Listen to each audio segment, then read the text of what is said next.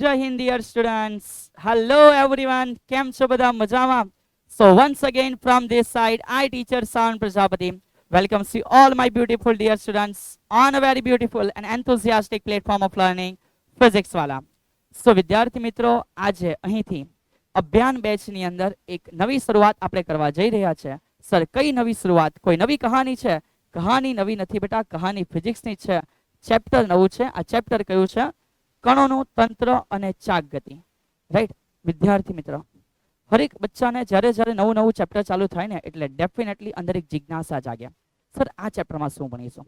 આ ચેપ્ટરમાં કઈ નવી વસ્તુ હશે? આ ચેપ્ટરમાં એ કયા મુદ્દા હશે કે સર કે જે અમે એકચ્યુઅલમાં સમજતા હશું એ અલગ હશે અને એનું રિયાલિટી કંઈક અલગ હશે? તો બસ એ જ નવા ઉત્સાહની સાથે આ નવું ચેપ્ટરની એક શરૂઆત કરશું. સર તમને થોડો ઇનિશિયલી આઈડિયા આપે છે કે આ ચેપ્ટર કઈ રીતનું છે, શું એનું ઇમ્પોર્ટન્સ છે. તો વિદ્યાર્થી મિત્રો, સૌથી પહેલા કણોનું તંત્ર, આપણું જે શરૂઆતનો જે ડિસ્કશનનો પાર્ટ છે આજના લેક્ચરની વાત જો કરીએ તો એ ટોટલી આજે આના ઉપર જ રહેશે કે આ કણોના તંત્ર વિશે આપણે બેટા થોડી બાબતોની ચર્ચા કરવાની છે. ઓકે સર, આ કણોનું તંત્ર શું છે બેટા? છે, સમજીએ, ધીમે ધીમે સમજીએ. અને ત્યાર પછી મોસ્ટ ઇમ્પોર્ટન્ટ વસ્તુ જો આ ચેપ્ટરની કહી શકાય, અને સાથે સાથે જે રીતે તમે બેટા રેખીય ગતિ ભણ્યા, સમતલમાં ગતિ ભણેલા છો, એ રીતે જ હવે આપણે લોકો અહીંથી અભ્યાસ કરવા જવાનું છે કે જ્યારે કોઈ વસ્તુ બેટા ગોલ એટલે કે એકચ્યુઅલી વર્તુળાકાર ભ્રમણ કરી રહી છે એના ઓરિએન્ટેડ એક ડિસ્કશનનો પાર્ટ આખો આ ચેપ્ટરમાં નીકળશે. અને એ જે છે એ છે ચાક ગતિ, રોટેશનલ મોશન. તો સર શું છે ગોલ ફરે એને જ આપણે રોટેશનલ મોશન કહેવાના છે?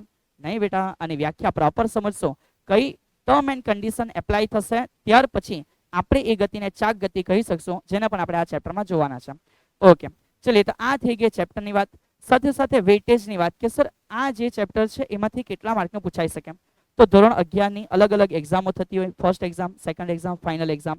સાથે સાથે અલગ અલગ સ્કૂલ બેટા અલગ અલગ પ્રકારનું ઇમ્પોર્ટન્સ ખુદના પ્રમાણે સેટ કરતા હોય છે. છતાં સર તમને એક ઇમ્પોર્ટન્ટ વસ્તુ સમજાવે છે. સમજ બેટા, અહીંયા ઇમ્પોર્ટન્ટ કોઈને કહેવાનું નથી ભાઈ. અને ઇધર કાન બેટા ઇધર, ચલો સમજ. તો ઇમ્પોર્ટન્ટ વસ્તુ શું છે કહી દેવ યાર, બધાને કહી દો, હરેક ઇન્સાનને ખબર છે આમાં શું નવું છે. તો ઇમ્પોર્ટન્ટ વસ્તુ એ છે કે વિદ્યાર્થી મિત્રો, આનામાંથી એક 5 માર્કનો ક્વેશ્ચન તમને પૂછાશે. ઓકે, સો આ ચેપ્ટરમાંથી એક ક્વેશ્ચન આવશે 5 માર્કની અંદર. ફર્સ્ટ ટેસ્ટમાં થઈ શકે, સેકન્ડ ટેસ્ટમાં મે બી નહીં હશે, ફાઇનલ ટેસ્ટમાં અગેન થઈ શકશે. ઓકે, સો ધ્યાન રાખજો, ચેપ્ટર અગત્યનો છે. અને સૌથી અગત્યની વસ્તુ એ છે કે જે રીતે રેખીય ગતિમાં અલગ અલગ રાશિઓ અલગ અલગ ચેપ્ટરમાં ભણ્યા છે, આ એક જ ચેપ્ટરમાં એ દરેકે દરેક રાશિને કમ્પેર કરતી જે કોણીય ગતિની રાશિ છે એને આપણે લોકો સમજવા જઈ રહ્યા છે. તો ચેપ્ટર ઘણું અગત્યનું છે. જેટલું ઇમ્પોર્ટન્સ રેખીય ગતિનું છે એટલું જ ઇમ્પોર્ટન્સ ચાક ગતિનું પણ છે, જેને બંનેને સાથે લઈને અહીંથી આગળના ચેપ્ટરનો આપણે અભ્યાસ કરવા જઈ રહ્યા છે. ઓકે ચલીએ, તો શરૂઆત કરતા ગઈએ કે આજનો જે આ લેક્ચર છે એમાં શાની ચર્ચાઓ થશે.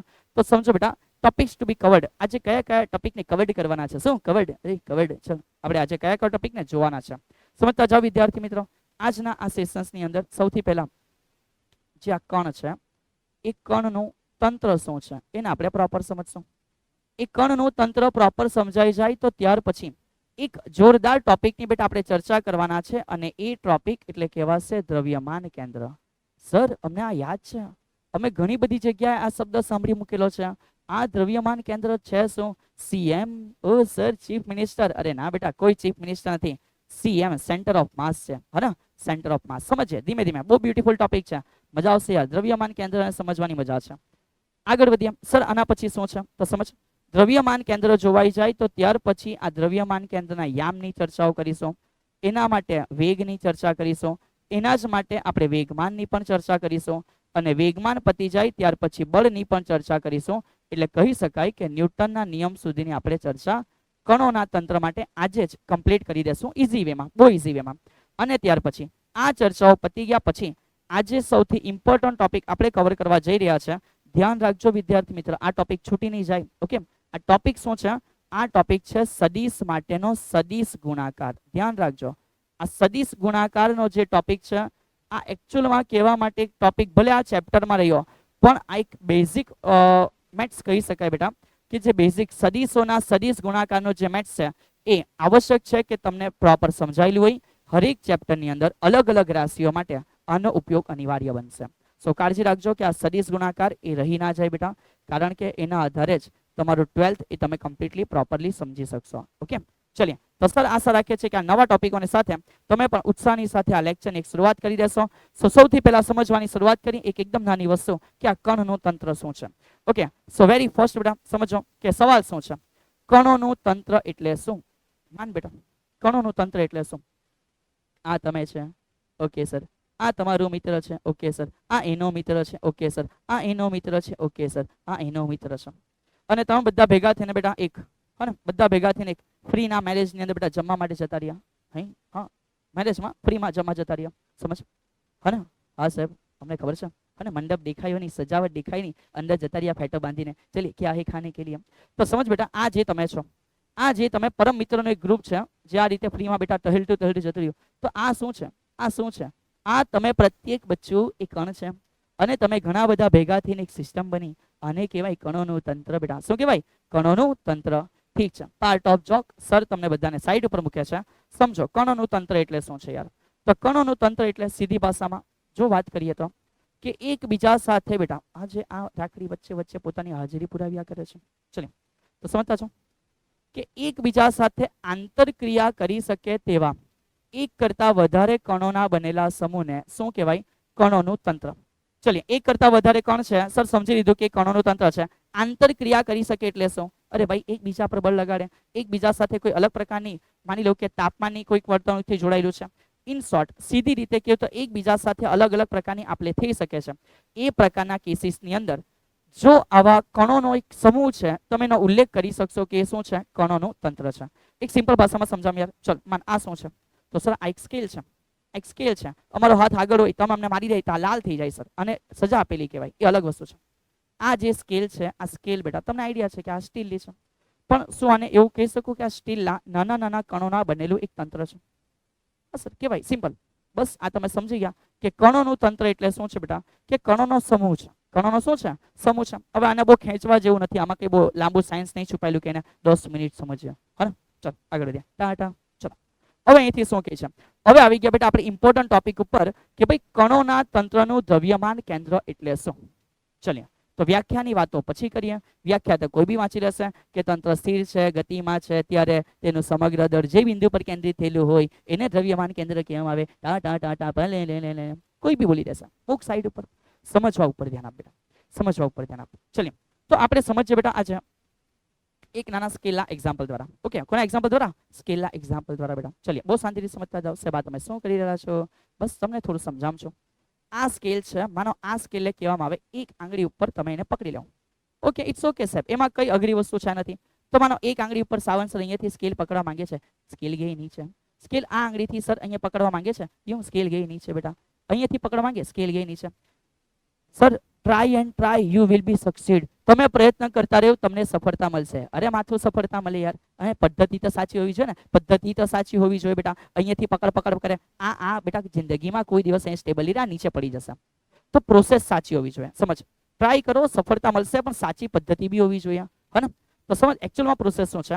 આ જે સ્કેલ છે અથવા આ જે એક એલિમેન્ટ છે એની પાસે એક એવો પોઈન્ટ હશે કે જે પોઈન્ટ ઉપર પકડવાથી તમે એને સ્ટેબલ રાખી શકશો. તો સમજ આ રીતે બેટા જો આપણે એક ચર્ચા કરીએ તો યું સમજ આ રીતે રાઈટ. કદાચ તમને આઈડિયા હશે બેટા, અલગ સરે આ રીતે આ વસ્તુઓ સમજાવેલી હતી. સાવંત સર તમે અલગ સરની વાત અહીંયા અમારી સમજ લઈ આવ્યા. અરે કેમ નહીં ભાઈ, બહુ જોરદાર યાર. એમની જે વાતો છે હરેક બચ્ચાને એટલી ઇઝીલી સમજ પડી જાય ને યાર કે બચ્ચાને ભણવાની મજા આવ્યા કરે.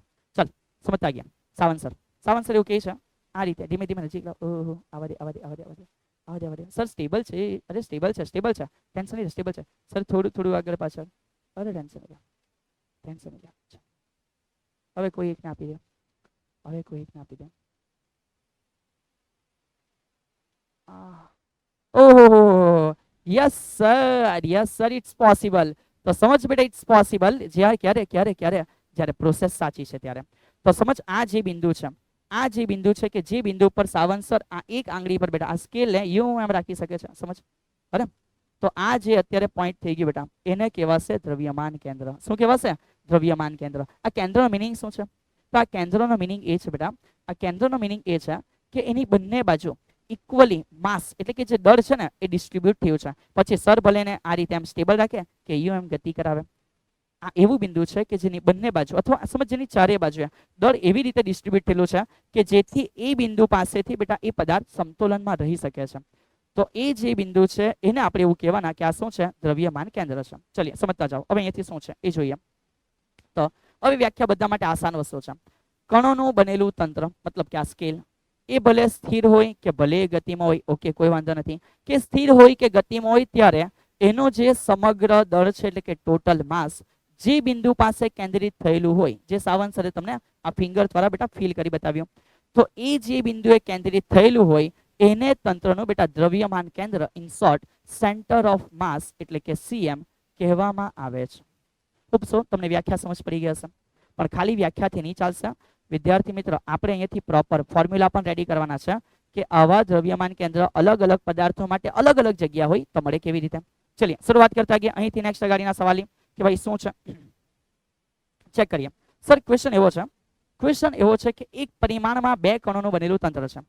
આ બે કણોના બનેલા તંત્રના દ્રવ્યમાન કેન્દ્ર શોધવાનું સૂત્ર મેળવો અને એના પરથી n કણોના બનેલા તંત્ર માટે તમારે દ્રવ્યમાન કેન્દ્રનું સમીકરણ લખવાનું છે. તો માનો આ તમારા માટે સવાલ તૈયાર થઈ ગયો. સમજતા જાઓ વિદ્યાર્થી મિત્રો. સૌથી પહેલા આપણું કામ શું છે? સૌથી પહેલા આપણું કામ છે કે આપણે એક સિસ્ટમ બનાવવી પડશે કે જે સિસ્ટમમાં કેટલા કણો આવેલા હોય. તો માન બેટા એ સિસ્ટમમાં બે કણો આવેલા હોય. ચલિए શરૂઆત કરતા ગયા કે માનો ભાઈ આ એક સરફેસ છે, ખાલી જસ્ટ ફોર એક્ઝામ્પલ કાલ્પનિકતા છે એવું સમજી લો. અહીંયા કાલ્પનિકતામાં આપણે એવું સ્વીકારી લઈએ કે આ જે જગ્યા છે એ આપણા માટે અત્યારે સંદર્ભ છે. સંદર્ભ ઇટ મીન્સ કે આ ઉગમ બિંદુ છે એવી વાતો સ્વીકારી લો બેટા. તો માન આ આપણા માટે સંદર્ભ છે, તો આપણે કોઈ એક જગ્યાએ એક પદાર્થ એક કણ પડેલો છે એવું ધારી લઈએ. માનો આ જગ્યાએ એક પહેલો કણ પડેલો છે અને ધારો કે આનું કંઈક દળ છે, માની લો આનું દળ બેટા m1 છે. સિમિલર માનો આ જગ્યાએ કોઈ બીજો પદાર્થ પડેલો છે, કણ નંબર 2 છે, અને લઈ લઈએ કે આના માટે જે દળ છે એ કયું છે? m2 છે. ઓકે, એકનું દળ m1 છે, એકનું દળ m2 છે. હવે સર શું કહે છે સમજ. માની લે કે આ રેડ લાઈન નથી બેટા, ખાલી આ બે કણ છે, લાઈક સપોઝ આ 1 અને આ 2, અને આ બે કણો એકચ્યુઅલમાં એકબીજા સાથે જોઈન્ટ નથી, પણ થોડું સમજ માન ફીલ કરી યાર કે કદાચ એકબીજા સાથે જોઈન્ટ હતા. તો એક એવું પોઈન્ટ મળતે કે જે જગ્યા મારી આંગળી દ્વારા એ બેને મેં સ્ટેબલ રાખી શકતે. માન એક તાર બાંધેલો છે વચ્ચે, એક તાર બાંધેલો છે, તો એક તાર હોય તો ડેફિનેટલી એક તાર ઉપર એવું પોઈન્ટ હશે બેટા કે જે પોઈન્ટ ઉપર મારા પકડવાથી આ બંને સ્ટેબલ રહેશે, સમતુલન અવસ્થામાં રહેશે. એ થયું એના માટેનું દ્રવ્યમાન કેન્દ્ર. એ થયું એ બેના તંત્ર માટેનું દ્રવ્યમાન કેન્દ્ર. તો એ જ વસ્તુને આપણે પ્રોપર એક કહે ને કે ફોર્મ્યુલા દ્વારા સમજવા પ્રયત્ન કરવાના. માનો બેટા આ m1 અને m2 જે બે પદાર્થો છે, તો એ બે પદાર્થો માટે ધારી લઈએ કે જે સંદર્ભ જગ્યા છે, કઈ જે સંદર્ભ છે, તો માનો આ સંદર્ભથી આપણે બંનેના કંઈક ડિસ્ટન્સ છે એને એઝ્યુમ કરી લઈએ. ધારો કે સંદર્ભથી પહેલાનું જે અંતર છે એ x1 છે. Okay sir. અને એ જ રીતે ધારો કે જે આ સંદર્ભ છે એ સંદર્ભથી આ જે બીજું છે એનું કંઈક અંતર હશે. તો માનો બેટા આનું જે અંતર છે એ કેટલું છે? x2 છે. તો હવે એ સમજો કે આના તંત્રનું દ્રવ્યમાન કેન્દ્ર માનો કે આ જગ્યાએ સર એઝ્યુમ કરે છે કે આ છે સેન્ટર ઓફ માસ, અહીંયા એનું દ્રવ્યમાન કેન્દ્ર આવેલું છે. તો આનું પણ કંઈક અહીંથી અંતર હોય કે નહીં હોય? તો કે હોય સર. તો આ જે અંતર થયું એને આપણે કહી દઈએ xcm, એટલે કે દ્રવ્યમાન કેન્દ્રના અંતર માટેની ચર્ચા. તો આપણે એવું કહી શકીએ કે આ બે કણોના તંત્ર માટે દ્રવ્યમાન કેન્દ્ર છે કોણ? તો આ બે કણોના તંત્ર માટે જે દ્રવ્યમાન કેન્દ્ર છે એને આ મુજબ લખી શકાય કે xcm is equal to m1 x1 plus m2 x2 ના છેદમાં શું આવી જશે? m1 plus m2 બેટા. તો તમે આ ઇક્વેશન દ્વારા એકદમ સીધું શોધી શકશો કે આ બે કણો માટે દ્રવ્યમાન કેન્દ્ર કઈ જગ્યાએ આવેલું હોઈ શકે બેટા. ઓકે, સમજ પડશે. તો બહુ શાંતિથી વન્સ અગેન સર એકવાર આઈડિયા આપી દે છે. પહેલો કણ છે દળ m1 છે, બીજો કણ છે દળ m2 છે. માનો યાર કે સંદર્ભથી પહેલાનું અંતર x1 છે, બીજાનું અંતર x2 છે, તો દ્રવ્યમાન કેન્દ્ર જે cm છે એનું અંતર કેટલું છે? તો કે માન xcm છે. તો જે xcm છે આ રીતે મળી શકે કે m1 x1 plus m2 x2 ના છેદમાં m1 plus શું થઈ જાય? m2 થઈ જાય. આ કેટલા કણ માટે થયું? બે કણ માટે. ચલિए આમાં થોડી વધારે વાતોને એડ કરીએ. સમજ બેટા, વધારે વાતોને એડ કરીએ તો કે કેવી રીતે? તો એ રીતે એડ કરીએ કે જો કદાચ ધારી લઈએ જો m1 અને m2 બંને સેમ હોય અને માની લો કે એ લોકોની કિંમત m છે, તો આપણે અહીંયાથી એ કન્ડિશનમાં જો xcm ને ફાઇન્ડ આઉટ કરશું તો આપણને એવું પ્રાપ્ત થશે કે સર આ દળ m છે, પછી x1 બેટા. તો સમજ પહેલાનું અંતર x1 હશે, પાછું દળ m છે, અંતર x2 હશે, ના છેદમાં પહેલાનું પણ દળ m છે અને બીજાનું પણ દળ m છે. સો અહીંથી હવે સર લખી શકે કે માટે xcm is equal to so xcm is equal two m અને m બેટા અચળ નીકળી ગયો તો કે હા sir in the bracket x1 plus x2 ઓહો યસ સર ના છેદમાં 2m આવી ગયા. સો અહીંયાથી m અને m કેન્સલ આઉટ થઈ જાય તો સર એવું કહી શકે કે આ xcm જે હશે આ xcm જે હશે એ કેટલું પ્રાપ્ત થશે x1 plus x2 divided by 2 જેટલું તમને પ્રાપ્ત થશે બેટા. અને આ થઈ ગયો સેમ દ્રવ્યમાન કેન્દ્ર જ પણ ક્યારે જ્યારે બે દળો સમાન હોય ત્યારે બેટા. આઈડિયા આવે છે અને થોડું આપણે બેટા એપ્લાય બી કરશું એટલે વધારે તમને ખબર પડશે કે આ કેવી રીતે શોધી શકાય. ચલીએ તો આ એક સામાન્ય વાત થઈ ગઈ કે આપણે અત્યારે કોની ચર્ચા કરી કે ભાઈ માત્ર બે કણ છે કે એક પરિમાણ એટલે કે x અક્ષ માં રહેલા માત્ર બે કણોના તંત્રના દ્રવ્યમાન કેન્દ્રની વાત કરી. થોડું અહીંયાથી આગળ વધ્યા. માન બેટા તમને એવું કહી દે કે n કણ છે. માનો તમને એવું કહી દે કે કેટલા કણ છે n કણ છે. ઇટ્સ ઓકે n કણ હોય તો સેમ વસ્તુ બેટા તમારી કન્ટિન્યુ બનશે ત્રીજા માટે વત્તા ચોથા માટે વત્તા પાંચમા માટે જેટલા બી છે દરેકે દરેક માટે. તો સર અહીં બહુ ઇઝીલી લખી શક્યા કે n કણો માટે જો તમારે આ સમીકરણ લખવું હોય તો n કણો માટે આ સમીકરણ તૈયાર થશે કે xcm માન n કણ છે. તો અતિ સિમ્પલ વસ્તુ ઇઝી ટોપિક છે એટલે એમાં બેટા આપણે બહુ જાણી જોઈને કોમ્પ્લિકેટેડ નથી બનતા. એને ઇઝીલી કમ્પ્લીટ કરી દો ને કે ભાઈ m1 x1 છે પ્લસ m2 x2 છે પ્લસ આવા જેટલા બી કણ છે લાઈક n કણ છે તો mn xn okay mn xn ને છેદમાં શું થઈ જશે બધાના દળોનો સરવાળો m1 plus m2 plus up to ક્યાં સુધી n એટલે કે દરેકે દરેક કણોને કવર કરી લેવું. તો આ થઈ ગયું એકદમ સિમ્પલ n કણોના તંત્ર માટે શું તો કે દ્રવ્યમાન કેન્દ્રનું સ્થાન. સમજો બેટા આ થઈ ગયું n કણોના તંત્ર માટે દ્રવ્યમાન કેન્દ્રનું સ્થાન છે. ચલિએ તો સર આશા રાખે છે કે આ સિમ્પલ વસ્તુ તમને સમજ પડી ગઈ હશે. આમાં એટલું બધું કંઈ કોમ્પ્લિકેટેડ થઈએ એવી કોઈ આવશ્યકતા નથી યાર. ચલિએ માની લો કે આ રીતનો એક ક્વેશ્ચન અહીંયા જનરેટ થાય છે. આ ક્વેશ્ચન સોલ્વ થઈ ગયો તો માની લો કે એમસીક્યુ તમને આઈડિયા આવી ગયો. 8 ગ્રામ અને 6 ગ્રામ દળના બે કણો વચ્ચેનું અંતર કેટલું છે તો કે સર 42 સેન્ટીમીટર. ચલિએ સમજતા જાઓ. આપણે એ થોડું ધારી લઈએ કે એક 8 ગ્રામ છે તો માનો બેટા આ તરફ જે છે એ 8 ગ્રામ છે અને આપણે m1 કહી દઈએ. અને એક 6 ગ્રામ છે તો ધારી લેવું કે આ તરફ કોઈ પદાર્થ છે કે જે 6 ગ્રામનો છે અને આ દળને m2 કહી દઈએ. આ બે કણો વચ્ચેનું અંતર 42 સેન્ટીમીટર. તો થોડી નવી વાતોને અલગ રીતે સમજવા પ્રયત્ન કરીએ. માન બેટા બે કણો વચ્ચેના અંતરને આપણે r કહી દઈએ છીએ જે આપણને 42 સેન્ટીમીટર છે એવું કહેવામાં આવેલું છે. ઓકે સર ચલિએ આગળ વધીએ. હવે શું કહે છે તો તેનાથી બનેલા તંત્રનું દ્રવ્યમાન કેન્દ્ર મતલબ કે આ બેનું દ્રવ્યમાન કેન્દ્ર 6 ગ્રામ દળવાળા પદાર્થથી કેટલું દૂર હશે 6 ગ્રામ વાળા પદાર્થથી કેટલું દૂર હશે. તો સૌથી પહેલા સર તમને અહીંયા એક નાની નોંધ લખાવે છે. સમજ બેટા નાની નોંધ શું છે એને એકવાર પ્રોપરલી મગજમાં ફિટ કરી દેજો.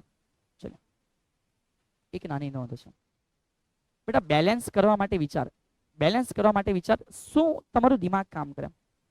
માની લે કે આ સ્કેલ છે બાય ચાન્સ આ સ્કેલ આ બાજુ લોખંડની હતી અને આ બાજુ પ્લાસ્ટિકની હતી.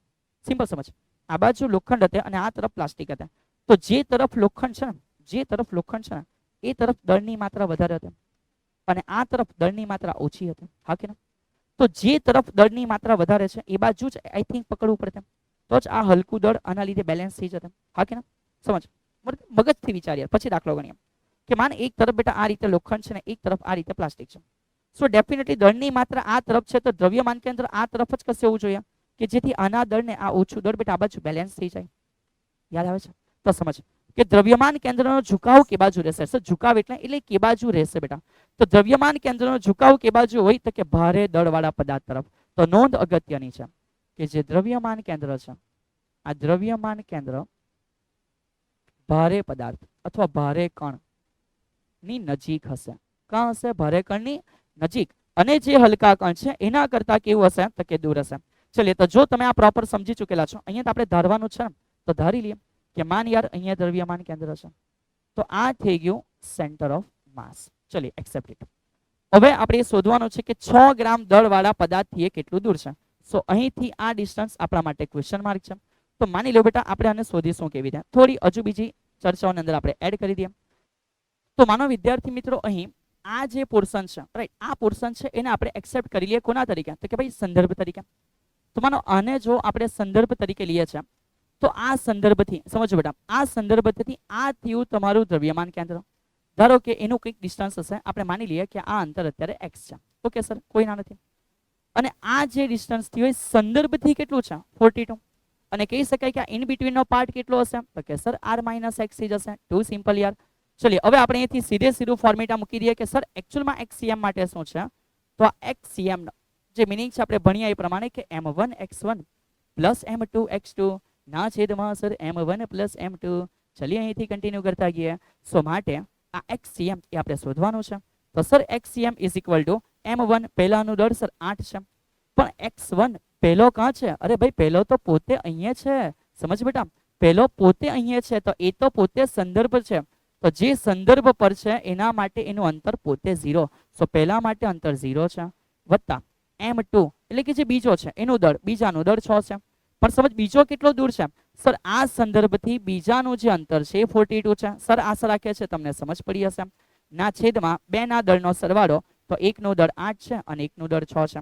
માટે અહીંથી લખી શકાય કે XCM ઇઝ ઇક્વલ ટુ આ તો 0 થઈ ગયા, આ 6 ગુણ્યા 42 બેટા. ચલિए ઓકે, સો 6 મલ્ટીપ્લાય બાય 42, 8 અને 6 થઈ જશે 14. બહુ ઇઝીલી ખબર પડી જાય કે સર આ 14 તલી 42 અને આ થયા 6 તલી 18 સેન્ટીમીટર.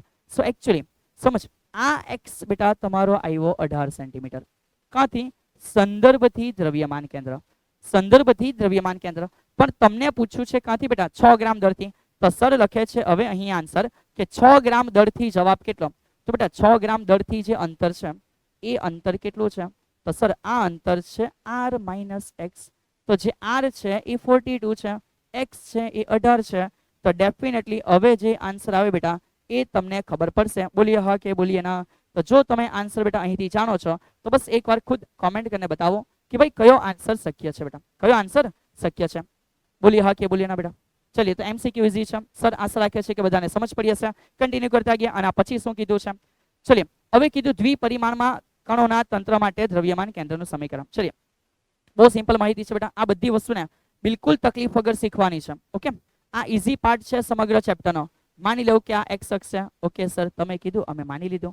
માનો બેટા આ y અક્ષ છે. ઓકે ચલિए હવે આમાં માનો અલગ અલગ જગ્યાએ કણો વેરવિખેર થયેલા છે બે અક્ષની અંદર. તો માન યાર કે આ બાજુ x અક્ષ, માન યાર આ બાજુ y અક્ષ. અલગ અલગ કણો સર અલગ અલગ જગ્યાએ રહેલા છે. તો એક કામ કરો, આપણે કણને અલગ અલગ રીતે તમારા સ્માઇલી ચહેરાઓથી લઈ લઈએ. આ પહેલો કણ, આ બીજો કણ, આ ત્રીજો કણ. આવા ઘણા બધા કણો હોઈ શકે.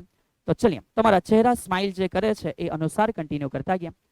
શું બેટા આનો આ જ્યારે તમે અંતરવાળી વાત કરો તો આનો XCM હોય? હા, અને એનો વાયામ પણ હોય. Yes sir. ઓહો y2 નહીં સર, y1.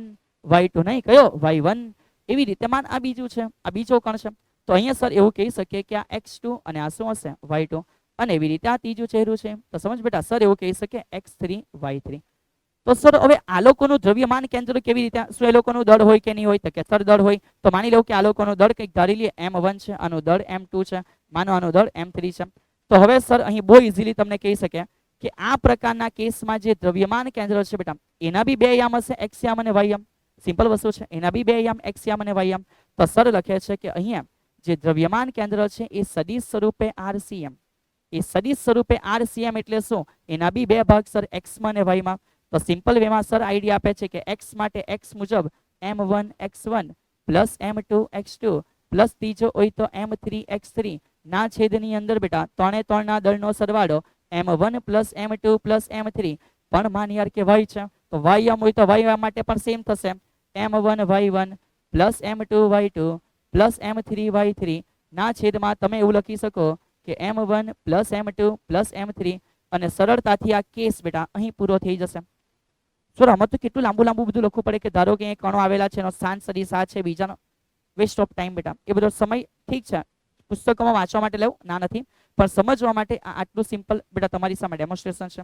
માનો કદાચ બેટા અહીંયા દ્વિપરિમાણની વાત નહીં હતી અને કહી દે કે સેમ કેસ છે, સેમ કેસ છે ત્રિપરિમાણની વાત કરી લે. ચલ બેટા સમજતા ગયા. અત્યારે આને મૂકો સાઈડ ઉપર. આપણે વાત કરી લે કદાચ સેમ કેસ સમજો આપણને એવું કહી દે કે ત્રિપરિમાણ છે. તો શું સર ત્રિપરિમાણમાં પાછું કંઈક નવું હશે? ના બેટા. તો ત્રિપરિમાણમાં નવું કંઈ નથી. સેમ જેવી રીતે અક્ષો કેટલી હતી? તો કે સર 2. એવી રીતે અક્ષો તૈયાર થઈ જાય 3. માનો પહેલી અક્ષ છે. Okay sir. માનો બેટા બીજી અક્ષ છે. Okay sir. માન બેટા ત્રીજી અક્ષ છે. તો કે હા સર. હવે આ ત્રિપરિમાણમાં કણો પડેલા છે. તો માન યાર ત્રિપરિમાણમાં પહેલો કણ, બીજો કણ, ત્રીજો કણ. ઠીક છે, આવી ગયા. હવે એ ત્રિપરિમાણમાં એ કણો માટેના પણ કંઈક સ્થાન સદિશ હશે. તો સમજી લઈએ કે આનું દળ કેટલું છે M1 અને ત્રિપરિમાણમાં એના યામ ધારી લઈએ x1 y1 z1. એવી રીતે આ એક કણ છે, તો માની લો એનો દર જે છે m2 છે અને એના યામ x2 y2 અને z2 છે. અને માનો એવી રીતે આ ત્રીજો કણ છે કે આનો દર m3 છે અને એના યામ ધારી લો કે આ x3 y3 અને z3 છે. હોપ સો તમને ઇઝીલી સમજ પડી ગઈ. હવે સર કદાચ બેટા નહીં લખે ને તો બી તમને સમજ પડી ગયો હશે કે સર તમે ટેન્શન નહીં લેવો, અમને આઈડિયા આવી ગયો કે આનો મિનિંગ કે એના માટે જે RCM હશે એટલે કે દ્રવ્યમાન કેન્દ્રનો સ્થાન સદિશ હશે એમાં આવી રીતે હશે કે પહેલા sir m1 x1 plus m2 x2 plus m3 x3 ના છેદમાં થઈ જશે m1 plus m2 plus m3. બોલ હા કે ના બેટા? એવી રીતે અલ્પવિરામ. હવે વાયયામ માટે તો m1 y1 plus m2 y2 plus m3 y3 ના છેદમાં સિમિલર. અરે યાર સરને શરદી થાય છે ભાઈ, ચાલ હજુ દવા નથી પહોંચી તમારા ડોક્ટર લોકોની. Plus m1 plus m2 plus m3 અને એ રીતે જ બેટા અહીંયાથી z યામ માટે કે m1 z1 plus m2 z2 plus m3 z3 ના છેદમાં લખી શકાય m1 plus m2 plus m3. એટલે કે આ રીતે તમને ત્રિપરિમાણની અંદર પણ બેટા બહુ સરળતાથી દ્રવ્યમાન કેન્દ્રને યામ મળી શકે છે. ઠીક છે, પણ એને જેટલું દાખલામાં પ્રેક્ટિસ કરશો એટલું વધારે સારું રહેશે. ચલો બેટા સમજો અહીંયા શું કીધું છે. અહીંયા એ લોકો એવું કીધું છે કે એક ABCD ના શિરોબિંદુ પર અનુક્રમે, ચલીએ તો ચોરસની વાત છે તો આપણે થોડું ચોરસ દ્વારા સમજવા પ્રયત્ન કરીએ. માનો કે બેટા આ રીતે એક ચોરસ અથવા લંબચોરસ છે. ઠીક છે, કીધું છે કે ચોરસ ABCD ના શિરોબિંદુ પર છે જો તેમના કોઈ વિકર્ણની લંબાઈ 80 છે. ચલીએ તો માની લો બેટા ચોરસ છે. હવે એવું કીધું છે કે આ ચોરસના શિરોબિંદુ પર અનુક્રમે 8 કિલોગ્રામ. ચલીએ તો ધારી લઈએ કે આ A છે, અહીંયા 8 કિલોગ્રામ છે, અહીંયા B છે, અહીંયા 2 કિલોગ્રામ છે, અહીંયા C છે, અહીંયા 4 કિલોગ્રામ છે અને આ તરફ બેટા માની લો કે D છે અને અહીંયા અગેન પાછું કેટલું છે 2 કિલોગ્રામ છે મૂકેલા છે. જો તેના કોઈ એક વિકર્ણની લંબાઈ 80 હોય તો તેના દ્રવ્યમાન કેન્દ્રનું સ્થાન કેટલું? હવે બેટા અહીંયા સમજો કે દ્રવ્યમાન કેન્દ્રનું સ્થાન પૂછ્યું છે તો તમારે એક યોગ્ય સંદર્ભ પણ લેવો પડશે. યોગ્ય સંદર્ભની સાથે સમજો બેટા કે અહીંયા જે આપેલું છે બેટા, ઓકે, તો સર અહીંયા જે આપેલું છે કેવું છે? તો અહીંયા જે આપેલું છે માત્ર સેન્ટીમીટરમાં છે, તો તેનું દ્રવ્યમાન કેન્દ્ર ક્યાંથી શોધવાનું છે એ સમજો બેટા. કીધું છે કે A થી શોધવાનું છે, તો જ્યાંથી શોધવા કે સરળતા એ છે કે એને ઉગમ બિંદુ પર લઈ લો બેટા. સરળતા એ છે કે એને ઉગમ બિંદુ પર લઈ લો તો સર લખે છે કે આ 8 એટલે A બિંદુ છે, આ 2 એટલે B બિંદુ છે, આ 4 એટલે C બિંદુ છે અને આ 2 એટલે D બિંદુ છે. તો આપણે ધારી લેશું બેટા સરળતા ખાતર કે આ જે A છે ને બેટા, આ A કોણ છે? આ A પોતે ઉગમ બિંદુ છે એવું ધારી લો. કારણ કે આપણે આની કમ્પેરમાં એની સાપેક્ષે ક્યાં હશે એ શોધવાનું છે. જે સર બોલે છે સમજ પડે છે બેટા? અને ધ્યાન રાખજો ચોરસ એક દ્વિપરિમાણિક વસ્તુ છે. એમાં બી એવું કીધું છે કે એની લંબાઈ બેટા 80 સેન્ટીમીટર છે. કોની? વિકર્ણની. તો સર કહે છે કે જો ચોરસ હોય બેટા, સમજ, જો ચોરસ હોય તો એ ચોરસ માટે એની લંબાઈ L હોય તો ત્યારે એવું કહી શકાય કે એનો જે વિકર્ણ છે બેટા એના વિકર્ણની લંબાઈ એ √2L હોય. કેટલી હોય? √2L હોય. તો એકચ્યુઅલમાં વિકર્ણની લંબાઈ કેટલી છે? તો કે સર વિકર્ણની જે લંબાઈ છે 80 સેન્ટીમીટર આપેલી છે, હા કે ના? તો આ L ની જે લંબાઈ છે સમજ કેવી રીતે મળે બેટા? વિકર્ણની લંબાઈ છે 80 સેન્ટીમીટર. તો કે હા સર, તો જો વિકર્ણ 80 સેન્ટીમીટર √2 નીચે આવી જાય તો 40 ગુણ્યા 2 ભાગ્યા √2 તો જવાબ થશે 40 વર્ગમૂળમાં 2 બેટા. જે લંબાઈ થશે એ કેટલી થશે? 40 વર્ગમૂળમાં 2. ચલીએ તો સર એવું કહી શકીએ કે અહીંથી આનું ડિસ્ટન્સ કેટલું હશે? તો કે ભાઈ આ હશે 40 વર્ગમૂળમાં 2. ઓકે, સિમિલર સમજ બેટા કે અહીંયાથી આનું ડિસ્ટન્સ કેટલું હશે? સર 40 વર્ગમૂળમાં 2. ઓકે, કોઈ ના નથી. એવી રીતે સમજ બેટા કે આનું પણ ડિસ્ટન્સ કેટલું હશે? તો કે સર આ ડિસ્ટન્સ 40 વર્ગમૂળમાં 2, પણ આ જે વિકર્ણની લંબાઈ છે સર, આ જે લંબાઈ છે એ લંબાઈ કેટલી છે? 80 છે. ચલીએ 2 નાઇસ. અને જો આ ડિસ્ટન્સની જરૂર પડે તો ફરી પાછું એ 40 વર્ગમૂળમાં કેટલું હશે? 2 હશે.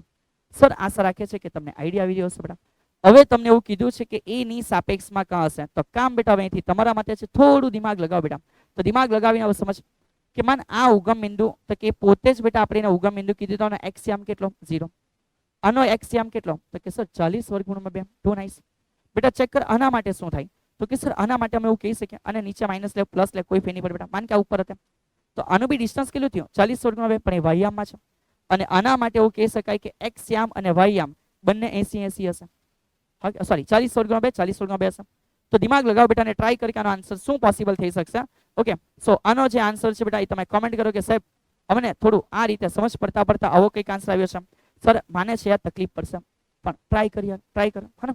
ચલો આગળ વધતા ગયા સર હવે અહીંયા શું કીધું છે અહીંયા એવું કીધું છે બેટા કે ભાઈ 4 શિરોબિંદુઓ છે પી ક્યુ આર અને એસ એના ઉપર દળો રહેલા છે ચલો તો સર અત્યારે અહીંયા બતાવી દે છે કે ભાઈ આવી રીતે કંઈક છે એના ઉપર દળ આપેલા છે સર આઈડિયા આપે છે કે પહેલું તો કે ભાઈ એક પી છે એક ક્યુ છે એક આર છે અને એક એસ છે આ પી ક્યુ આર એસ પર દળ અનુક્રમે પહેલા ઉપર દળ બેટા 1 કિલોગ્રામ કીધેલું છે બીજા ઉપર જે દળ છે એ 2 કિલોગ્રામ સોરી 1 કિલોગ્રામ જ કીધું છે તો જે અહીંયા દળ છે એ 1 કિલોગ્રામ છે એના પછી જે દળ છે એ આ બાજુ 2 કિલોગ્રામ અને જે દળ આ તરફ છે એ પણ કેટલું છે 2 કિલોગ્રામ છે 4 શિરોબિંદુઓમાં એક ચોરસ કે જે બાજુની લંબાઈ એ હોય એવું ચોરસ રચે છે તો દ્રવ્યમાન કેન્દ્ર બેટા કોની સૌથી વધુ દૂર રહે ચલિए હવે સર ઓલરેડી હિન્ટ આપી ગયા બેટા દ્રવ્યમાન કેન્દ્ર જે દળદાર છે એની નજીક જે હલકા છે એનાથી દૂર હા સર દળદારની નજીક હલકાની દૂર તો સમજ એ સર શું કહેવા માંગે છે કે ભાઈ દ્રવ્યમાન કેન્દ્ર એકચ્યુઅલી ક્યાં હોવું જોઈએ તો આ 4 શિરોબિંદુ છે તો દ્રવ્યમાન કેન્દ્ર કયા બિંદુની સૌથી વધુ દૂર રહેશે તો એકચ્યુઅલમાં દ્રવ્યમાન કેન્દ્ર આ બાજુ રહેવું છે દળદારની નજીક બેટા ક્યાં રહેવું છે દળદારની નજીક તો જો દ્રવ્યમાન કેન્દ્ર દળદારની નજીક રહે બંને બાજુ ઇક્વાલિટી છે તો વિધાઉટ એની કેલ્ક્યુલેશન તમે કહી શકો કે પીક્યુ થી દૂર હશે તો કે હા સર એટલે આરામથી તમે કહી શકો કે આ કોનાથી દૂર હશે બેટા તો કે પીક્યુ થી જો અન્ડરસ્ટેન્ડિંગ ક્લિયર છે બેટા તમારે બધી ગણતરી કરવા જવાની કોઈ આવશ્યકતા નથી દળદારની નજીક તો હલકાથી દૂર તો જે બે હલકા છે સિમેટ્રી છે એટલે આનાથી દૂર છે એવું તમે આરામથી બેટા જણાવી શકશો ઓકે ચલિए તો અહીં સુધીની બાબત જો તમે કમ્પ્લીટલી સમજ્યા હોય તો આગળ વધતા ગયા સર હવે શું કીધું છે અવકાશના ત્રિપરિમાણમાં n કણો માટે દ્રવ્યમાન કેન્દ્ર બેટા સેમ ઇક્વેશન ખાલી કેટલા કણ માટે n કણો માટે બેટા ચલિए તો તમને સર આશા રાખીએ છે કે જે સમજાયું છે એ તમને આઈડિયા આવી ગયો છે બેટા કે ત્રિપરિમાણ માટે પણ કેટલી સિમ્પલ બાબત છે ચલિए આગળ વધીએ હવે શું કહે છે ઘન પદાર્થનું દ્રવ્યમાન કેન્દ્ર નક્કી કરવાની સૈદ્ધાંતિક રીત બેટા હવે સમજ આ બાબત શું કહે છે કે માન કોઈ ઘન પદાર્થ છે આ ઘન પદાર્થ માટે હવે માનો દ્રવ્યમાન કેન્દ્ર નક્કી કરવું છે તો સૌથી પહેલી આવશ્યક વસ્તુ શું છે એ ધ્યાનમાં લેજો બેટા સૌથી પહેલી આવશ્યક વસ્તુ એ છે કે આની અંદર આપણે એવું ધારી શકીએ કે નાના નાના ખંડોના ભેગા થવાના લીધે એટલે કે નાના કણોના ભેગા થવાના લીધે એકચ્યુઅલમાં આખો પદાર્થ છે તો મને દરેકના નાના દળને આપણે ડીએમ કહી દઈએ બેટા શું કહી દઈએ ડીએમ કહી દઈએ ઓકે સર અને એવા જે કણો છે એને જો તમે બેટા આ રીતે યામો પ્રમાણે જોવો છો તો એના સ્થાન સદિશ માટે બેટા સમજ કે એના સ્થાન સદિશ માટે શું તૈયાર થશે તો કે માન આનો સ્થાન સદિશ થશે x માં y માં અને z માં પણ ઘટક હશે સિમિલર સમજ કે આના માટે બી x માં y માં અને z માં ઘટક હશે તો આપણે આ બધાને ભેગા કરીને બેટા એનો x યામ જોતે એનો y યામ જોતે અને z યામ જોતે તો એકચ્યુઅલમાં એ બધાને ભેગા કરીને x યામ મળશે કેવી રીતે તો કે ભાઈ સંકલનથી એટલે સર લખી શકે કે દ્રવ્યમાન કેન્દ્રનો જે x યામ હશે સમજ બેટા x યામ દ્રવ્યમાન કેન્દ્રનો કેવો હશે તો કે સર એકચ્યુઅલમાં સમીકરણ એવું હતું કે m1 r1 m2 r2 ના છેદમાં દળનો સરવાળો તો એ રીતે સર કહે છે કે આ તમને એકચ્યુઅલી સંકલનથી મળતે નીચે બધાનું દળ ભેગું હતે એટલે 1/m પણ સંકલનમાં m1 r એટલે કે દળ અને એનું અંતર જે હતે બેટા એનું તમે સમગ્ર રીતે બધા માટે સંકલન લેતે બહુ શાંતિથી સમજજો બેટા કે જો કદાચ આ રીતે સમગ્ર એલિમેન્ટ હતે તો બધા નાના નાનાનું શોધીને સંકલન કરવું પડતે તો ટોટલ આન્સર મળતે તો આ રીતે તમારો એક્સિયામ જનરેટ થતે સિમિલર એવી રીતે એના માટે જે ycm છે એ તૈયાર થતે કે 1/m is integration m into d x ની બેટા dy અને એ રીતે એનો z યામ તૈયાર થઈ જતે that 1/m integration m into beta અહીંયાથી dy પછી શું થઈ જતે તો કે સર dz થઈ જતે તો આ તમને હેલ્પ કરશે બેટા જ્યારે કેવા જળ પદાર્થ બેટા સમજ જળ પદાર્થ તો સર ઘન પદાર્થ કે જળ પદાર્થ એટલે આ રીતનો જે ઘણા બધા કણોના ભેગા થઈને બનેલો છે હવે આના ઉપયોગ દ્વારા આપણે થોડી આગળની બાબતો સમજવા પ્રયત્ન કરીએ પણ એ પહેલા એક નાના એમસીક્યુ બેટા સોલ્વ કરીએ ચલિए સમજો અહીંયા શું કહે છે અહીંયા એવું કીધું છે આકૃતિમાં દર્શાવેલ નિયમિત ઘનતાવાળા પાતળા પતરાનો દ્રવ્યમાન કેન્દ્ર શોધો તો માને બેટા આ આવી ગયું એક પતરું તો કે હા સર આનું દ્રવ્યમાન કેન્દ્ર શોધવાનું છે તો સર હવે એને કેવી રીતે શોધ્યા તો યાર માન કે સૌથી પહેલા સમજ આ પાંચે પાંચ ટુકડા એક સરખા દેખાય છે તો કે હા સર તો ધારી લઈએ કે આ દરેક ટુકડાનું દળ બેટા એમ હશે સમજ ધારી લઈએ કે આ દરેક ટુકડાનું દળ કેટલું હશે એમ હશે આને મગજમાં ફિટ કરી દે ઓકે હવે આના મેક્સિમમ તમે કેટલા ટુકડા વિચારી શકો જે યુનિફોર્મ શેપમાં હોય તો એક પહેલો ટુકડો તમે વિચારી શકો જે આ મુજબનો છે ઓકે સર એક બીજો ટુકડો તમે વિચારી શકો બેટા માની લો કે એને આપણે થોડું આકૃતિમાં દર્શાવ્યું કે આ એક બીજી રીતનો હશે તો કે ઓકે સર અને એક ત્રીજો ટુકડો પણ આપણે દર્શાવી શકીએ માનો બેટા આ રીતે લઈ લિયા इसको बोलो इधर ही चलो चलिए आ ले लिए तीसरा टुकड़ा તો 3 ટુકડામાં જો આપણે ડિવાઈડ કરીએ અને સમજવા માંગીએ કે દ્રવ્યમાન કેન્દ્ર કેવી રીતે થશે, તો સર લખી શકીએ ભાઈ કે દ્રવ્યમાન કેન્દ્ર માટે બેટા સમજ 2D છે તો x યામ અને y યામ બંને હશે. તો દ્રવ્યમાન કેન્દ્ર માટે આપણે કેવી રીતે લખી શકીએ, તો સૌથી પહેલું સમજ કે આનો દ્રવ્યમાન કેન્દ્રનો x યામ પણ હશે અને એના દ્રવ્યમાન કેન્દ્રનો y યામ પણ હશે. 3 જગ્યાએ વેચેલા છે તો દળ m1 બેટા x1 m2 x2 okay m1 x1 m2 x2 plus m3 x3 ના છેદમાં 3 ના દળ m1 plus m2 plus m3 okay 2 nice. અગાડી સેમ એવી રીતે y યામ માટે m1 y1 plus m2 y2 plus શું થઈ જશે m3 y3 ના છેદમાં 3 ના દળ m1 પ્લસ m2 પ્લસ શું થઈ જશે m3 થઈ જશે. ઓકે ચલિए હવે અહીંયાથી દિમાગ લગાવો બેટા, બહુ શાંતિથી દિમાગ લગાવો કે માની લો કે આ પહેલો ભાગનો સેન્ટર અહીંયા હોય કે નહીં હોય સિમેટ્રિકલી. હા સર પહેલા ભાગનું સેન્ટર અહીંયા હોય તો ચેક કર આનો x યામ કેટલો થયો 10 અને y યામ તો કે 5. તો સમજ કે જે પહેલું છે એ પહેલામાં 2m છે તો પહેલામાં દળ ટ્વાઇસ m છે પણ એનો જે x યામ છે સર પહેલાનો એ 10 છે.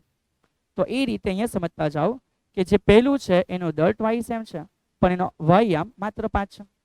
વત્તા આગળ વધીએ દળ મૂકી દેવું ટ્વાઇસ m છે, દળ મૂકી દેવું ટ્વાઇસ m છે. ચાલો હવે બીજા માટે આવી જાઓ તો ભાઈ વત્તા વત્તા બીજા માટે ચેક કર બેટા, બીજા માટે અહીંયા હશે સર દ્રવ્યમાન કેન્દ્ર એનું દળ માત્ર m છે કારણ કે આમાં એક જ બોક્સ છે. આનો x યામ 5 થતા y યામ 10 ને 20 ની વચ્ચે 15 થતા તો x યામ બેટા 5 થયો પણ m દળ છે y યામ 15 થયો. આગળ વધીએ ત્રીજા ભાગ માટે ચેક કર તો ત્રીજા ભાગ માટે ખબર પડે બેટા કે અહીંયા દ્રવ્યમાન કેન્દ્ર x યામ 10 છે y યામ 20 અને 30 ની વચ્ચે 25 છે તો દળમાં 2m છે. x યામ સર એનો 10 છે પણ અહીંયા જે દળ ટ્વાઇસ m છે y યામમાં એનો 20 ને 30 ની વચ્ચે એટલે 25 છે. ચલિए તો અહીંયાથી ખબર પડે કે હવે ઓવરઓલ શું થયું બેટા 20 10 દુ 20 m 10 દુ 20 m 20 20 40 ને 5 45 બેટા 45 m ભાગ્યા ટ્વાઇસ m તો મળે બેટા m કેન્સલ 22.5. ઓકે અહીંયા સમજ 5 દુ 10 25 દુ 50 ઓકે તો 50 અને 10 એટલે કેટલા થયા તો કે સર 60 60 અને 15 એટલે કેટલા થયા 70 અને 75. તો સમજ બેટા અહીંયા જે થયા તમારા માટે કેટલા થયા તો કે સર 70.5. ઓહો બેટા નીચે દળ મૂકવાનું રહી ગયું. ચલીએ એક મિનિટ બેટા અહીંયા સમજતા જાઓ. અહીંયા જે દળ છે એ બધા આપણે એડ કરવાના બાકી રહી ગયા છે તો જસ્ટ એકવાર દળ એડ કરી દઈએ કે બીજાનું દળ કેટલું હતું m અને ત્રીજાનું દળ છે પાછું કેટલું છે ટ્વાઇસ m. તો એકચ્યુઅલમાં ઉપર થયા 10 દુ 20 10 દુ 20 40 ને 5 45 સો 45 m ના છેદમાં બેટા 5m m કેન્સલ 45 ના છેદમાં 5 જવાબ આવશે 9. તો x યામ 9 હોય એવો વિકલ્પ નંબર 1 છે. સિમિલર સમજો અહીંયા શું થશે તો કે અહીંયા પણ આ m ઉમેરવાનું રહી ગયું અને પેલાનો ટ્વાઇસ m રહી ગયો 25 દુ 50 ઓકે 50 અને 15 તો કે સર 65 65 દુ 75 તો 75 m બેટા 75 m ભાગ્યા કેટલા થઈ ગયા 5m તો 75 ભાગ્યા 5 જવાબ આવી ગયો 15. તો x યામ 5 સોરી x યામ 9 અને y યામ 15 વિકલ્પ નંબર 1 એ કેવો છે તો કે સર સાચો છે. બોલીએ હા કે ના બેટા, બોલીએ હા કે ના. ચલિए તો સિમ્પલ વે માં આપણે અહીં સુધી બેટા સમજી લીધું છે. આગળ વધતા ગયા નેક્સ્ટ આના પછી કઈ કહાની છે સમજ્યા. હવે અહીંયા આપણને એવું કીધું છે સમાંગ બેટા એવા પાતળા સળિયાના દ્રવ્યમાન કેન્દ્રનું સ્થાન મેળવો. સમજ્યા સમાંગ નિયમિત ઘનતા વાળો એક સળિયો છે તો સર આઈડિયા આપે છે બેટા કે એક સમાંગ નિયમિત બેટા ઘનતા વાળો આવો એક શું છે તો કે ભાઈ સળિયો છે. ચલિए થોડી પહેલા નોર્મલ વાતો ધારી લઈએ. માન બેટા સળિયા માટે આની કંઈક લંબાઈ હશે સર લે છે માન લંબાઈ l છે અને એના માટે આપણે કંઈક દળ ધારી લઈએ. માનો આ સમગ્રનું કંઈક દળ કેપિટલ m હશે બેટા હે ને. ધારી લઈએ કે આ જે સમગ્ર છે બેટા એનું દળ કેટલું હશે તો કે ભાઈ માન કેપિટલ m હશે.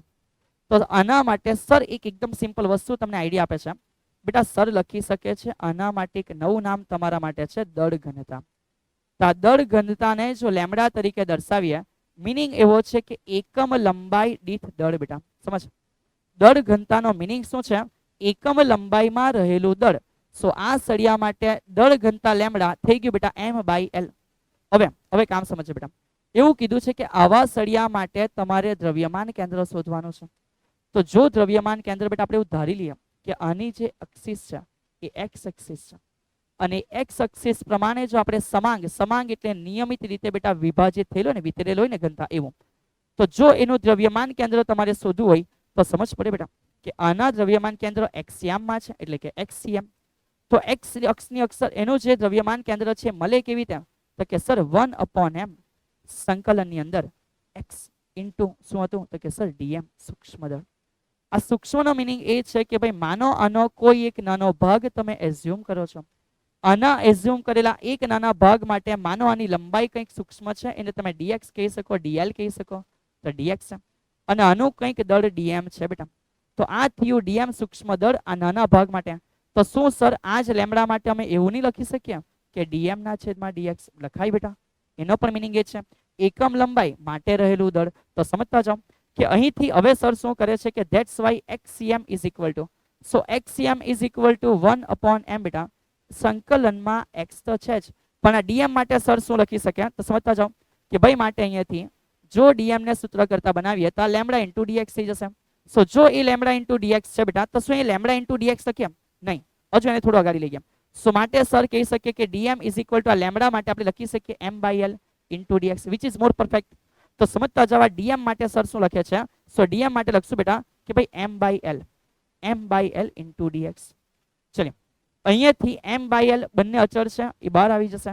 તો જો m/l અચળ બહાર આવી જાય તો સમજતા ગયા બેટા કે જો m/l બહાર આવી ગયું તો એ અંદર ખાલી x રહી જશે. અને સંકલન કરવાનું છે કાંથી? અહીંથી અહીં સુધીનું બેટા, અહીંથી અહીં સુધીનું. તો અહીં 0 તો અહીં લંબાઈ કેટલી હશે? l. તો અહીંયા સમજો સર શું લખે છે કે માટે x ઇઝ ઇક્વલ ટુ આ 1/m બહાર છે, તો કે હા સર 1/m બહાર છે. આ m/l બહાર આવી ગયો, તો માન બેટા એના માટે m/l ક્યાં આવી ગયો? બહાર આવી ગયો. આ સંકલનમાં x ઇન્ટુ dx છે, તો સંકલનમાં બેટા આ x ઇન્ટુ શું છે? dx છે. પણ આની જે લિમિટ છે ને બેટા એ 0 થી l સુધીની છે. જે લિમિટ છે કેટલી છે? 0 થી l સુધી છે. સો જો લિમિટ 0 થી l સુધી છે તો સર કહી શકે કે xcm ઇઝ ઇક્વલ ટુ, અહીંયાથી ઇઝીલી ખબર પડે કે સર એક કેમ કેન્સલ થઈ ગયો. સો આ 1/l છે, x સ્ક્વેર ઘાત 1 છે. સંકલન એવું કહે કે ઘાતમાં 1 નો વધારો જે ઉપર છે નીચે, લિમિટ બેટા 0 થી l છે.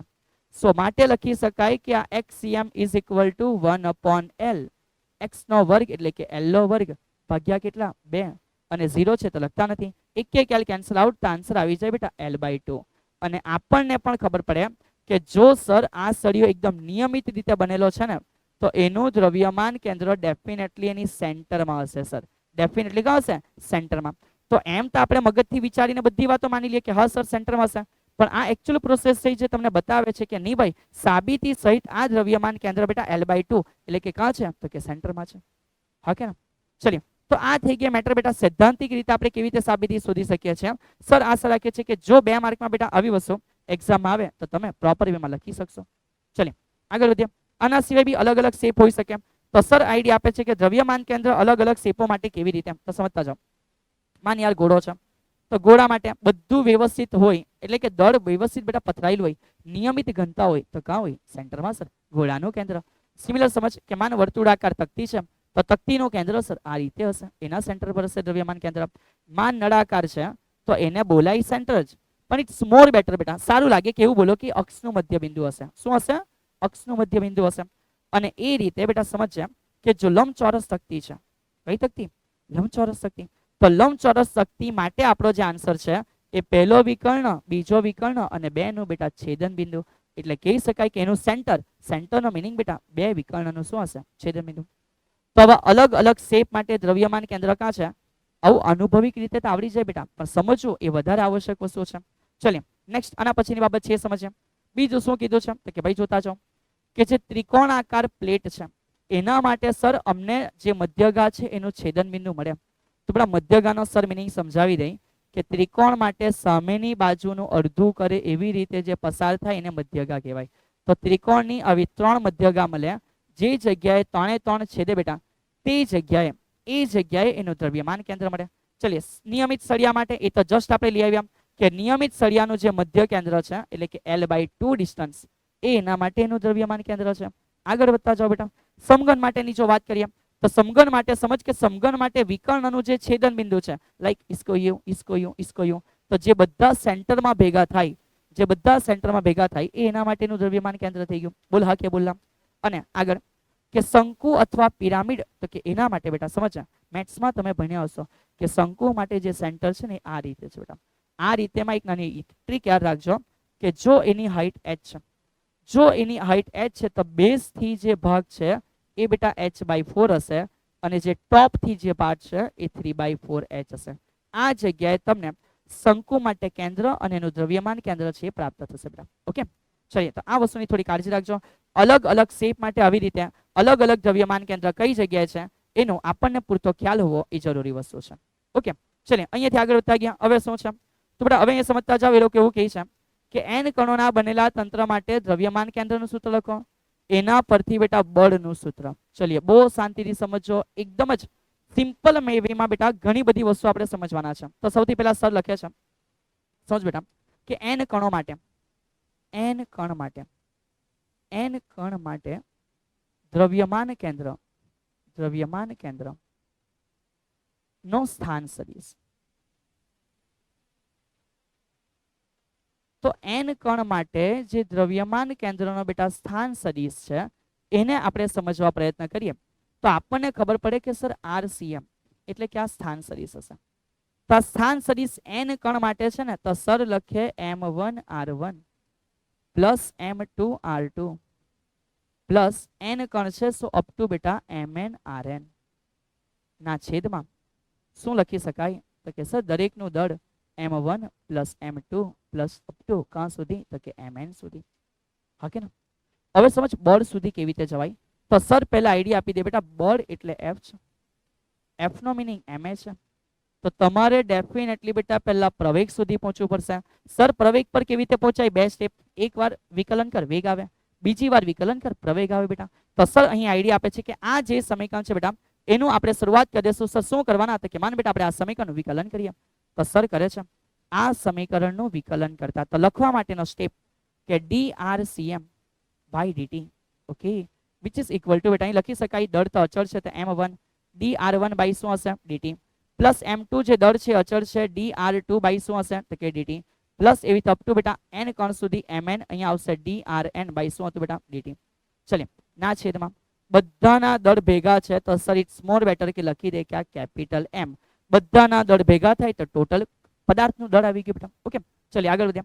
અંતરનું સમયની સાપેક્ષે વિકલન, સ્થાન સદિશનું સમયની સાપેક્ષે વિકલન શું આપે છે સર? વેગ આપે. સો અહીં કહી શકાય બેટા આ તૈયાર થયો દ્રવ્યમાન કેન્દ્રનો વેગ that VCM is equal to આનો મિનિંગ M1 પહેલાનો વેગ V1 પ્લસ M2 બીજાનો વેગ V2 પ્લસ બેટા એવી રીતે M3 એક કામ કર એન્ડ સુધી લઈ લે plus and plus up to બેટા આ કહેવાય Mn અને વેગ Vn છે. ના છેદમાં બેટા શું લખી શકાય? કેપિટલ M લખી શકાય. અહીંયાથી પાછું વિકલન નહીં કરવું હોય તેને એક અલગ પ્રોસેસ દ્વારા બેટા સર આઈડિયા આપી શકે. સમજવા પ્રયત્ન કરીએ. ચલિए તો અહીંયાથી આપણે બેટા એક શોર્ટ પેટર્નથી આગળ વધારશું. તો M ને ઉપર જો મોકલી આપીએ તો આ થઈ ગયું બેટા MVCM. ઓકે સર સમજ પડી ગઈ. આ MVCM થઈ ગયો. M1 V1 એટલે સર વેગમાન. તને કહી શકાય પહેલા કણનું વેગમાન વત્તા બીજા કણનું વેગમાન વત્તા સર અપ ટુ એવી રીતે બધા જ કણો છે તો n માં કણનું વેગમાન. બોલ બેટા હા કે ના? MV નો મિનિંગ તમને આઈડિયા હશે કે સર વેગમાન છે તો પહેલા કણનું, MV નો મિનિંગ વેગમાન છે બીજા કણનું, એવી રીતે n માં કણનું. તો બધાના વેગમાન પણ બેટા ભેગા થઈ ગયા. તો સર લખી શકે કે માટે MVCM is equal two total વેગમાન હશે જે દરેકના સરવાળા જેટલું. તો એ થઈ ગયું બેટા ટોટલ P. હવે આપણને ખબર છે કે સર વેગમાનનું વિકલન કરવાથી બળ મળે. સો માટે સર લખે છે કે જો આ સ્ટેપમાં ફરી પાછું શું કરવામાં આવે તો કે વિકલન તો M અચળ DVCM બેટા DVCM બાય dt. તો અહીં લખી શકાય કે dP બાય પણ શું હશે dt. અને તમને અને મને બંનેને ખબર છે કે M વેગનો સમયની સાપેક્ષે વિકલન કરવાથી પ્રવેગ મળે છે અને એ રીતે જ વેગમાનનું સમયની સાપેક્ષે વિકલન એ આપણને બળની કિંમત આપે છે. અને આ બેટા તમારા માટે તૈયાર થઈ ગયું શું તો કે સર બળ F. ઓકે, સો વસ્તુ એક જ છે, સમીકરણ એક જ છે, ખાલી અહીં લખવાની એક પ્રોસેસ બદલાઈ રહી છે બેટા. કેટલા કણો માટે લખવામાં આવે છે? n કણો માટે લખવામાં આવે છે. કેટલા કણો માટે? n કણો માટે લખવામાં આવે છે. ઓકે, સો સમજવામાં બેટા કાળજી રાખશું. વસ્તુ ઈઝી છે, થોડી પ્રેક્ટિસ વધશે તો પ્રેક્ટિસ વધારતા જાઓ. ચલિए n કણોના બનેલા તંત્ર માટે ન્યૂટનનો બીજો નિયમ મેળવો. તો ઓલરેડી ડન બેટા. પાછળ એ જ તો મેળવ્યો, પાછળ આપણે એ જ મેળવ્યો. તો ભાઈ આ રીતનો સવાલ પૂછાય તો પણ તમે પાછળની ચર્ચાઓ લખી શકો છો. ચલિए હવે આપણે અહીંથી આગળ વધીએ. એક ઇમ્પોર્ટન્ટ MCQ છે, સર આઈડિયા આપે છે શું કહે છે સમજ કે 3 કિલોગ્રામનું એક પક્ષી છે. ચલિए તો અહીંયા કહી દીધું બેટા પહેલું 3 કિલોગ્રામનું પક્ષી છે. તો દળ આપ્યું છે M1 બરાબર 3 કિલોગ્રામ લખ્યા છે. 2 નાઇસ. આટલા અચળ વેગથી બેટા. ઓકે, ચલિए તો એનો V1 વેગ આપી દીધો સદિશ સ્વરૂપે છે. સો સદિશ V 2i cap minus 4j cap વેગ છે મીટર પર સેકન્ડ. અચળ વેગથી 2 કિલોગ્રામનું બીજું પક્ષી છે તો બીજા પક્ષી માટે આપ્યું છે. બીજા પક્ષી માટે લખતા ગઈએ સર તો બીજા પક્ષી માટે એટલે કે m2 જે દળ છે એ 2 કિલોગ્રામ છે. અને બીજું પક્ષી કેટલા વેગથી, તો કે એના માટે લખ્યું છે વેગ v2 બરાબર બેટા 2i cap plus 6j cap છે, અને વેગ જે આપ્યો છે મીટર પર સેકન્ડમાં છે. ઉડતા હોય તો બેટા એક પક્ષી ઉડે બીજું બી ઉડે, એક ઉડે બીજું ઉડે, બે પક્ષીનું તંત્ર થયું. તો જો બે પક્ષીનું તંત્ર ઉડે છે તો બંને માટે દ્રવ્યમાન કેન્દ્રનો વેગ સર કેવી રીતે લાવ્યા? અરે તકલીફમાં શું કામ મુકાવો, જે xcm એવું જ તો vcm. તો vcm નો મિનિંગ હતો m1v1 પ્લસ m2v2 ના છેદમાં same sir m1 plus m2. તો જેવું શાંત સદિશ માટે એવું જ વેગ માટે પણ બેટા. તો સમજતા જાઓ, અહીંયા m1 કેટલું છે તો કે 3 છે, v1 છે 2i કેપ પ્લસ નહીં બેટા માઇનસ 4j કેપ છે, અને વત્તા એવી રીતે m2 બીજાનું દળ 2 છે, અને બીજાનો જે વેગ છે એ 2i cap plus 6j cap છે ના છેદમાં 2 ના દળનો બેટા સરવાળો m1 પ્લસ m2 એટલે કે 3 પ્લસ 2 કરવાના છે. ચલિए કન્ટિન્યુ કરતા ગયા. સો નેક્સ્ટ અહીંથી આગળ કે માટે vcm ઇઝ ઇક્વલ ટુ શું લખી શકાય, તો કે vcm ઇઝ ઇક્વલ ટુ આ 3 દો તો કે 6i કેપ, ઓકે, ઓછા 4 તલી 12j કેપ. ચલિए નેક્સ્ટ પ્લસ 2 દો 4i કેપ પ્લસ 6 દો 12j કેપ ના છેદમાં 3 ને 2 બેટા 5 થઈ ગયા. આગળ વધો, શું કહી શકાય સર 6 ને 4 10, તો આ થયા 10i cap. Sir 12 minus 12 plus પતી ગયો ભાગ્યા 5, તો જવાબ આવ્યો બેટા 2i કેપ. કેટલો જવાબ આવ્યો? 2i cap. ઓહો આવી ગયો છે ટેન્શન નહીં લો. 2i કેપ અને 0j કેપ, 2i કેપ અને 0j કેપ. તો હોપ સો તમને આરામથી MCQ સમજાઈ રહ્યા હશે, તમે સોલ્વ કરી શકશો બેટા. આગળ વધતા ગયા. નેક્સ્ટ આના પછી શું કહે છે, ચલિએ હવે કીધું છે કે ભાઈ બે સદિશોના શું લાવો, સદિશ ગુણાકાર. ઇમ્પોર્ટન્ટ વસ્તુ છે બેટા, બિલકુલ બી મજાક વસ્તુ નથી યાર, ઇમ્પોર્ટન્ટ વસ્તુ છે. તો બે સદિશોનો સદિશ ગુણાકાર ઇન ડિટેલ ભણીશું બેટા, પણ આજે સર થોડી બેઝિક ઇન્ફોર્મેશન આપે છે તો સમજો કે ભાઈ બે સદિશોનો સદિશ ગુણાકાર એટલે શું. એના માટે સર આઈડિયા આપી દે છે કે ભાઈ સૌથી પહેલા સમજ, અદિશ ગુણાકાર આપણે શીખેલા છે. આપણને અદિશ ગુણાકાર વિશે એવું ખબર છે કે સદિશ a ડોટ સદિશ b, અને અદિશ ગુણાકાર કીધેલો જેનો મિનિંગ a નું મૂલ્ય b નું મૂલ્ય અને સાથે બેટા cos થીટા હતા. ઓકે સર, તો આ થઈ ગયું અદિશ ગુણાકાર. આનો મિનિંગ એવો છે બેટા કે જ્યારે કોઈ પણ બે રાશિનો ગુણાકાર કરવાથી જો મળતું અંતિમ પરિણામ અદિશ રાશિ હોય, મળતું અંતિમ પરિણામ માન બેટા કેવી રાશિ હોય, અદિશ રાશિ હોય, તો આ ગુણાકારને અદિશ ગુણાકાર કહેવાય. એ જ વસ્તુને અહીંયા હવે અલગ રીતે સમજશો બેટા, સમજતા જાઓ કે સદિશ ગુણાકાર એટલે શું. તો ધ્યાન આપજો કે માન બે રાશિ છે સદિશ a ક્રોસ સદિશ b. આનો સદિશ ગુણાકાર એટલે શું, તો કે પ્રથમનું મૂલ્ય બીજાનું મૂલ્ય અને એમની વચ્ચેનો ખૂણો સાઇન થીટાના સ્વરૂપમાં એની સાથેનો ગુણાકાર. પણ અંતિમ પરિણામ બેટા એ સદિશ રાશિ હશે એટલે એની દિશા માટે n કેપ આવશે, અને આ થશે તમારા માટે સદિશ ગુણાકારની બેટા ઇનિશિયલ બાબત. સમજો, સૌથી પહેલી બાબત સર આઈડિયા આપે છે કે ભાઈ જ્યારે બે સદિશોનો ગુણાકાર કરવાથી મળતું અંતિમ પરિણામ જો અદિશ રાશિ હોય તો એને અદિશ ગુણાકાર કીધેલો. તો જો બે સદિશોનો ગુણાકાર કરવાથી મળતું અંતિમ પરિણામ સદિશ રાશિ હોય તો બેટા સમજજે કે એ ગુણાકારને કયો ગુણાકાર કહેવાય, સદિશ ગુણાકાર કહેવાય. અને આ જે સદિશ ગુણાકાર છે આને બેટા હવે આપણે ઇમ્પોર્ટન્ટ એકદમ ઇઝીલી સમજવો પડશે, આવશ્યક છે આ સમગ્ર ચેપ્ટર અને આના પછીના માટે પણ. તો ધ્યાન રાખજો વિદ્યાર્થી મિત્ર, આ માત્ર સદિશ ગુણાકારની સમજૂતી છે. હવે આના જે ગુણધર્મો છે એને આપણે નેક્સ્ટ અહીંથી આગળનો જે લેક્ચર છે એમાં કન્ટિન્યુ કરતા જશું, કારણ કે ઇમ્પોર્ટન્ટ વસ્તુ છે, વ્યવસ્થિત રીતે બેટા એને સમજવાની છે. તો આના પછીના લેક્ચરની અંદર હરેક વસ્તુને એકવાર રિપીટ કરશું. રિપીટ થઈ ગયા પછી સર સંપૂર્ણપણે સદિશ ગુણાકારના ગુણધર્મને પણ સમજાવશે, અને એ ગુણધર્મ સમજાઈ ગયા પછી આપણે રોટેશનલ મોશન છે એને સમજવાની શરૂઆત કરશું.